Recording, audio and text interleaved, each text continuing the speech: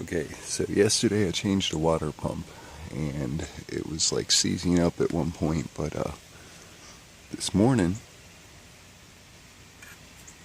it is turning much more freely. There's a little catch, but generally it wants to move, spin freely. And every now and then I can get it to make that noise, but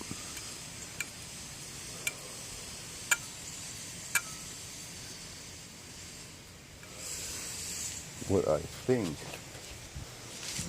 and looking at this old one here,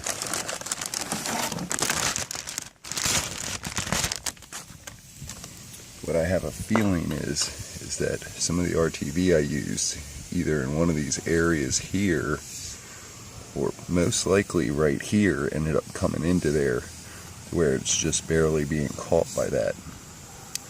That's my guess.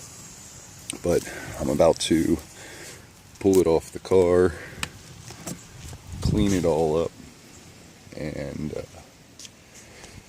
I guess try to redo it a second time and be more careful.